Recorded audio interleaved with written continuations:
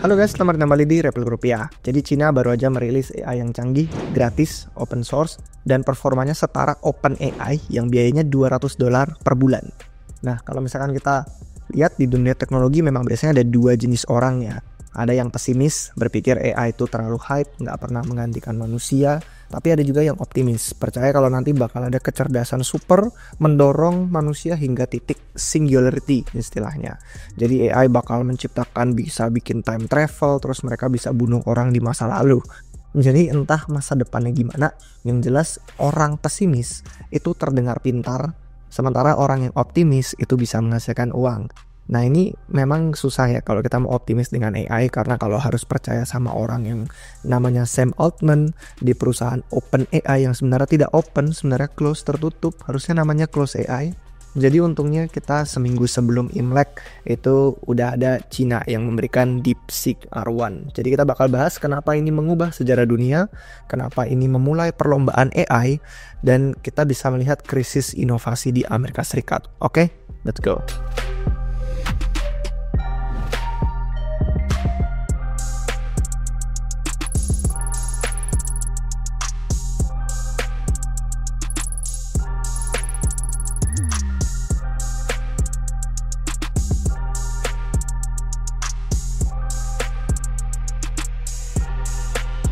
Jadi sejarah dunia itu berubah dengan DeepSeek. Kenapa kita bilang gitu? Karena model AI Chain of Thought ini, meskipun ada juga model-model yang lainnya, tapi dia itu bisa digunakan secara gratis dengan lisensi MIT, dan untuk tujuan komersil pun bisa untuk menghasilkan uang. Jadi model ini keluar waktu Sam Altman itu sibuk dengan pelantikan Donald Trump. Dan waktu itu juga dia habis nge-tweet, karena dia sempat disalahpahami katanya AGI sudah berhasil dicapai. Dia bilang katanya hype Twitter di luar kendali, kita belum kok mencapai AGI. Ya jelas kalau kita ngeliat ChatGPT aja kadang masih suka banyak bugnya. Nah belum lama ini ada peneliti keamanan juga yang menemukan cara untuk nyuruh ChatGPT melancarkan serangan DOS ke website. Tinggal kasih daftar URL yang serupa, mengarah ke website yang sama, dan ChatGPT bisa menyerang semuanya secara paralel. Cuman kalau kita lihat ya ada juga kok langkah maju di perlombaan AI dari Amerika Serikat, karena OpenAI merilis O1. Jadi model O1 tuh dirilisnya bulan Desember, dan itu nggak lama sebelum akhirnya disalip sama model yang open source punyanya DeepSeek R1. Jadi kalau kalian dengar kata R1, O1 itu ya model O1 yang punyanya OpenAI, model R1 itu yang punyanya DeepSeek. Nah seperti kalian lihat di gambar ini, benchmark DeepSeek R1 itu setara sama O1-nya OpenAI. Bahkan bisa melampauinya di beberapa benchmark tertentu kayak di matematika sama software engineering. Cuman walaupun benchmark memang nggak bisa dipercaya ya, karena baru-baru ini aja kita lihat ada perusahaan yang menyediakan benchmark matematika yang populer, itu namanya Epoch AI. Ternyata dia bukan ketahuan sih, memang dia mengungkapkan kalau dia dapat funding pendanaan dari OpenAI. Cuma kan jadi konflik kepentingan ya. Intinya kalau misalkan kita mau coba DeepSeek, itu ada UI di websitenya langsung, bisa juga pakai platform kayak Hugging Face yang kalian bisa lihat di layar sekarang, atau mau download langsung di perangkat kalian secara lokal, itu bisa pakai alat seperti yang namanya Ollama. Nah di sini kalian bisa lihat nih contoh-contohnya.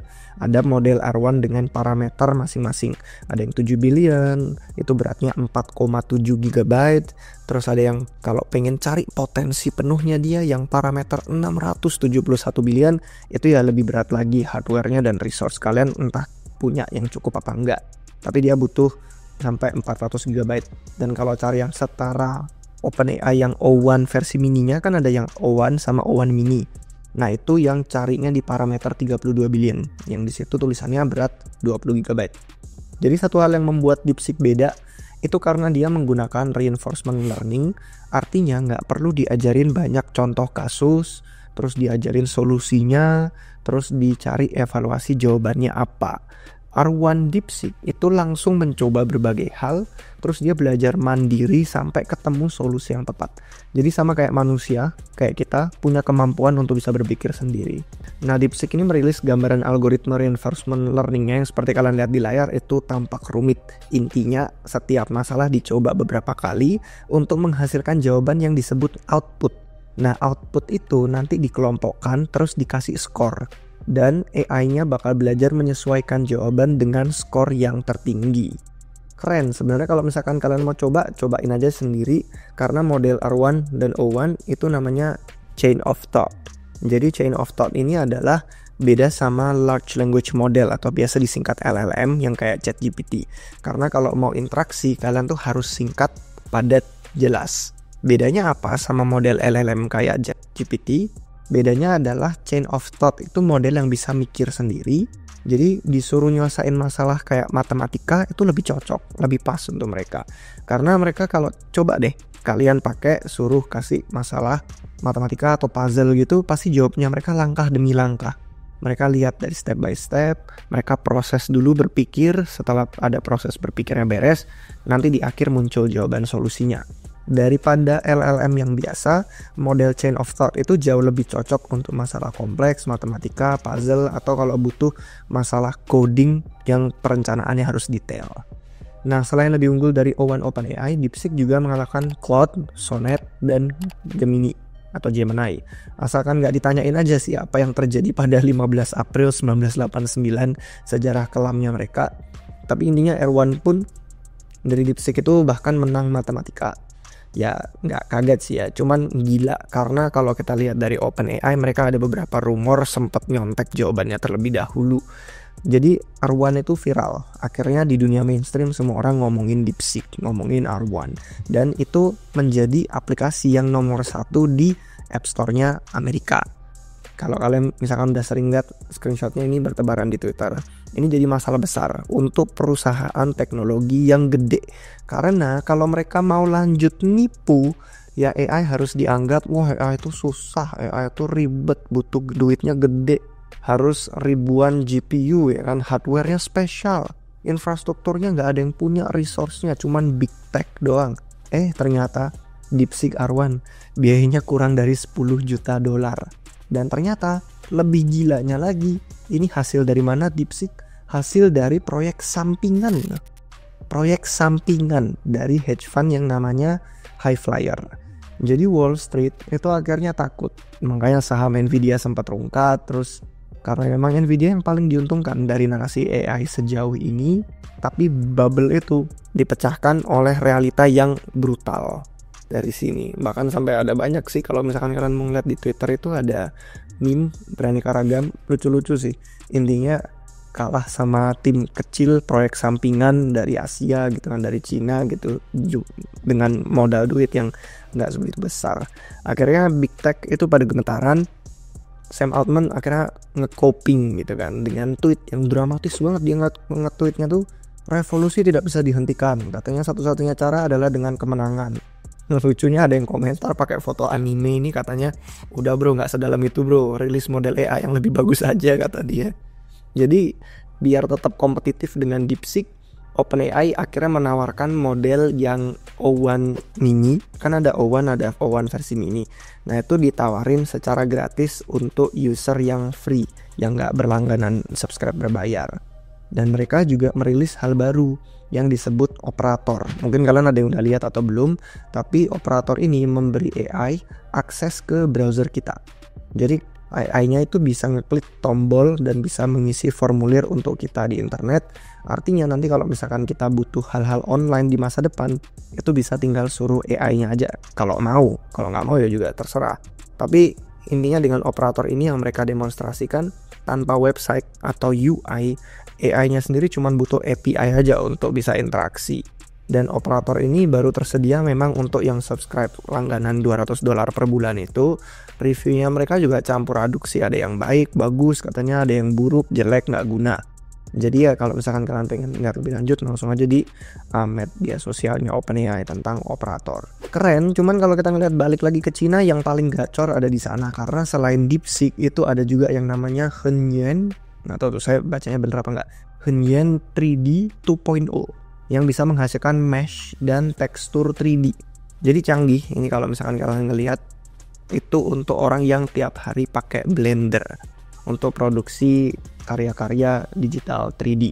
Hal tergila yang kita bahas lagi dari DeepSeek sebenarnya adalah cuman proyek sampingan yang butuh sedikit uang. Bahkan sampai Mark Andreessen dari A16Z aja nyebutnya salah satu terobosan paling hebat.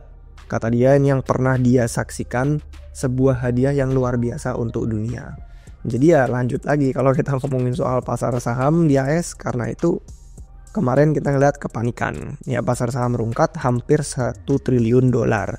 Nvidia itu yang koreksinya paling dalam, diikutin sama perusahaan chip lain kayak Taiwan Semiconductor, ada juga Broadcom, sama ada AMD.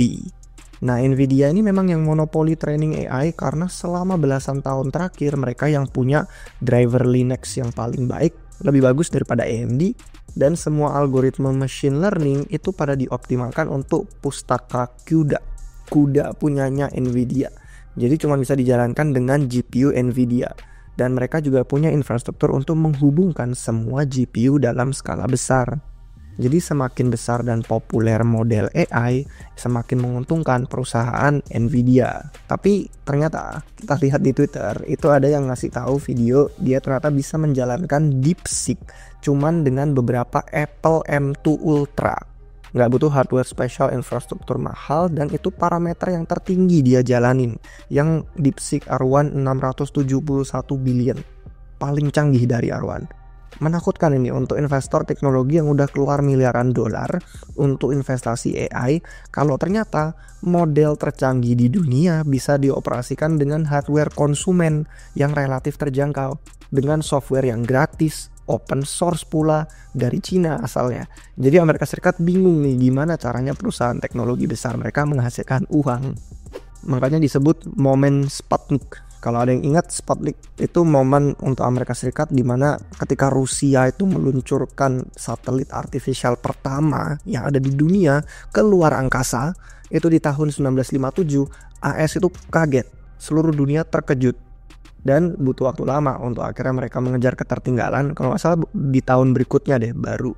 Jadi selama perang dingin itu ada yang teringat tuh, katanya DeepSeek R1 jadi momen Sputnik untuk teknologi AI. Akhirnya gimana? Sekarang OpenAI menuduh DeepSeek katanya mencuri IP.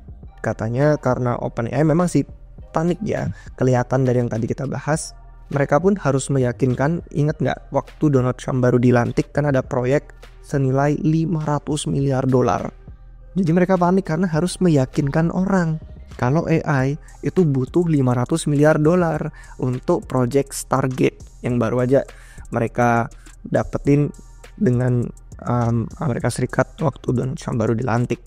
Bahkan yang ada title-nya lucu sih, sebutannya SAR AI, itu di Gedung Putih yang baru. Sebenarnya anggota mafia PayPal juga namanya David Sachs itu juga muncul di berita. Dia bilang katanya punya bukti substansial, katanya DeepSeek itu mencuri outputnya OpenAI untuk bisa menyempurnakan model mereka. Istilah tekniknya tuh distillation. Jadi bahkan sampai banyak beritanya di Financial Times juga bahas katanya distillation ini sebenarnya dilarang oleh ketentuan layanannya OpenAI. Dan ironis banget, padahal kalau kita ngomongin soal mencuri-curi, ingat nggak waktu OpenAI itu nyuri seluruh isi internet dan material yang kena copyright ada hak ciptanya pun mereka nggak minta izin siapapun.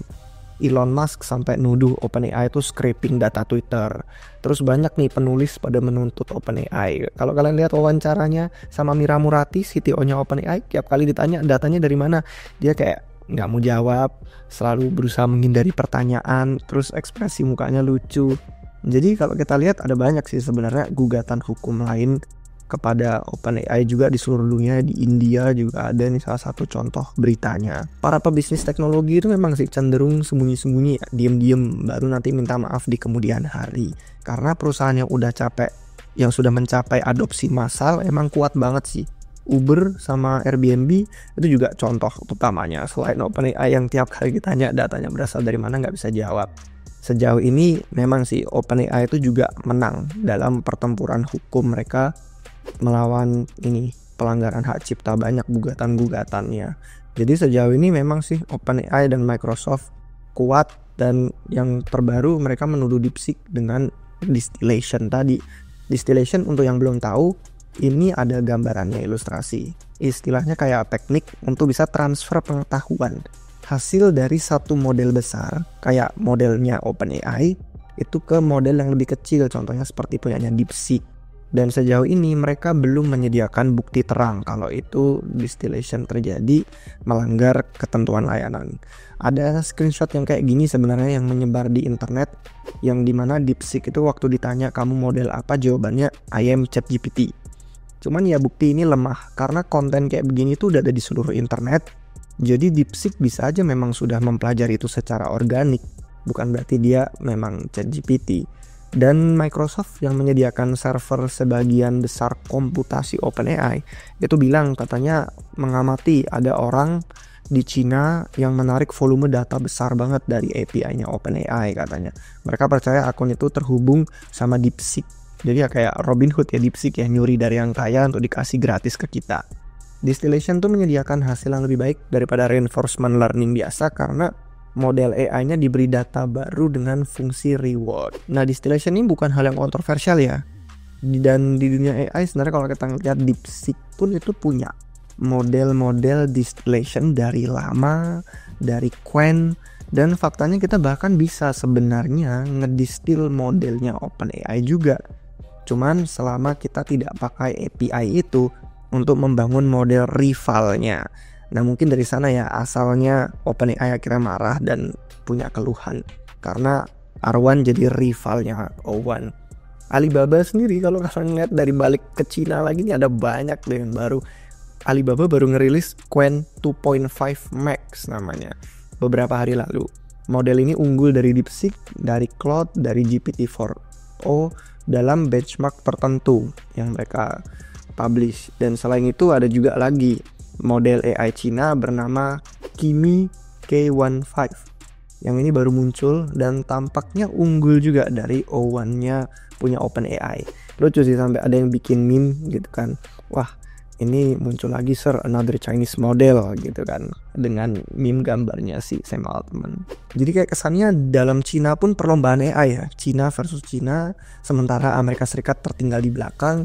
Sementara itu kalau ngomongin benua Eropa lebih lucu lagi, fokusnya mereka sama inovasi teknologi kayak tutup botol yang nggak bisa dilepas katanya biar mengurangi sampah plastik sih ya, tapi ya lucu aja kalau ngelihat perlombaan AI di Cina versus Cina dalam negeri, AS yang ketinggalan dan Eropanya fokusnya di sini. Cina itu sedang memasak bisa dibilang. Banyak lagi hal lain yang kita nggak bisa bahas mendetail di sini, tapi kayak intinya ada matahari buatan dari Cina itu memecah rekor fusi nuklir.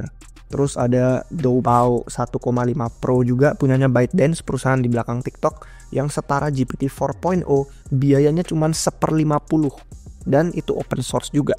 Sama ada lainnya kayak chip-chip GPU yang dibuat sama Huawei, Peren, Moorthreads. Intinya Amerika Serikat tuh belum siap mendengar inovasi-inovasi dari negeri tirai bambu.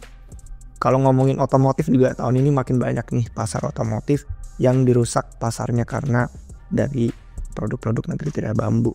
Banyak yang komplain DeepSeek itu disensor pemerintah Cina kayak kita nanyain sejarah-sejarah kelamnya pasti nggak dibolehin. Coba aja tanya soal bencana kelaparan Mao Zedong gitu pasti nggak bisa.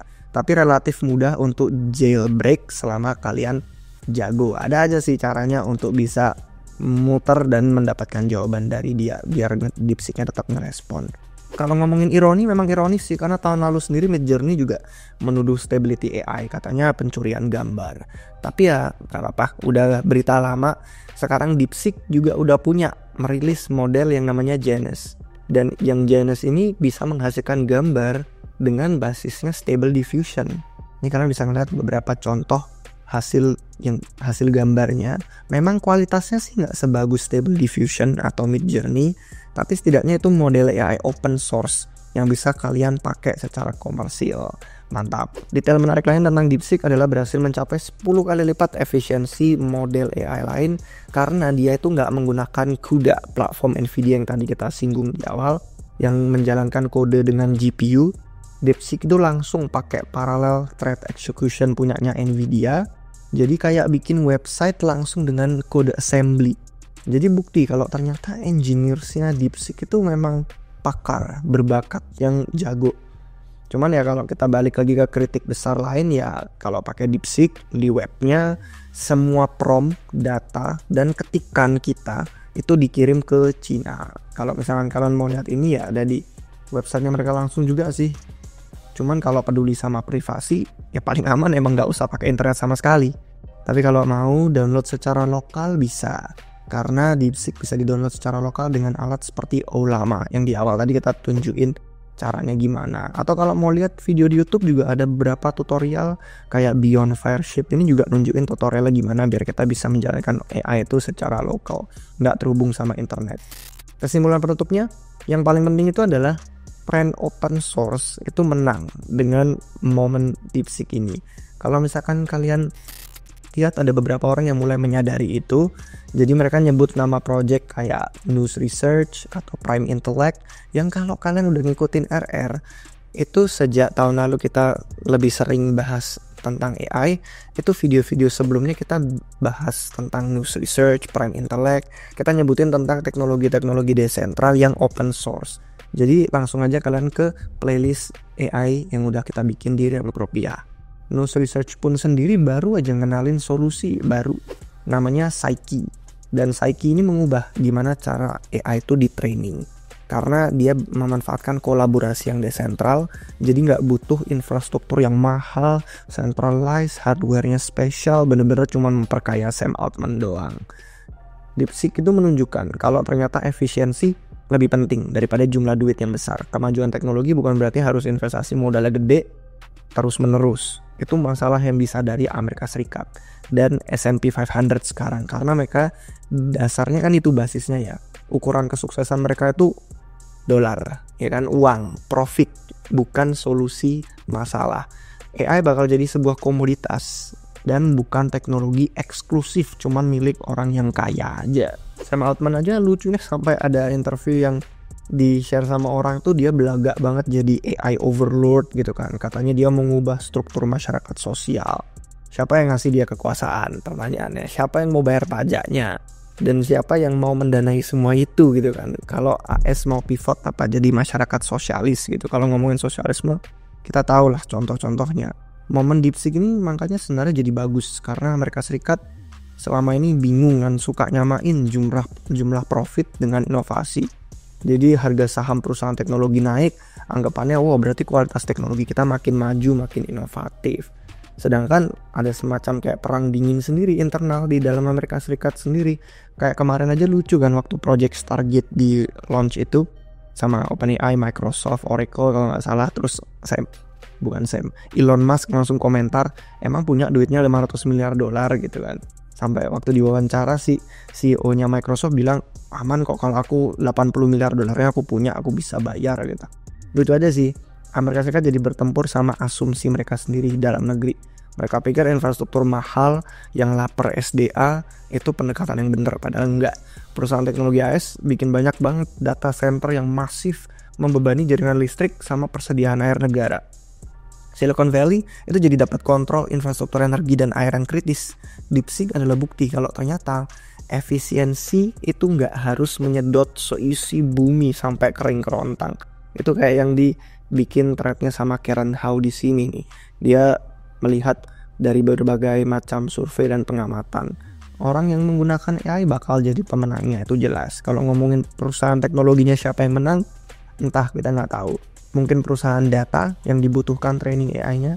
Karena kalau kita ngomongin soal hal yang dipakai banyak orang dan itu gratis, ya bukan model bisnis yang menguntungkan gitu kan. Momen DeepSeek ini bukan cuma tentang AI, bukan cuma tentang AS versus China, tapi tentang krisis inovasi di Amerika. Jadi AS harus mengubah insentif dan melahirkan inovasi lagi. Itu juga yang baru saya sadari habis nonton videonya Kayla Scanlon, nih bagus dia perspektifnya, sudut pandangnya. Jadi hindari itu yang namanya regulatory capture. Jadi pelaku-pelaku pegiat industri menyuap gitu kan regulator untuk membentuk undang-undang menguntungkan mereka sendiri. Harusnya yang diselebrasi itu kemajuan teknologi, inovasi. Jangan selebrasi profitnya. Perang dingin internal nih jadi antara Amerika Serikat dan negaranya sendiri. Oke guys, semoga bermanfaat video untuk hari ini. Silahkan komen di bawah kalau ada pandangan tertentu, ada pertanyaan masih belum jelas, atau kalau nggak mau ketinggalan video baru, jangan lupa subscribe ke channel YouTube Republik Rupiah. Sampai jumpa di episode berikutnya guys. Cheers.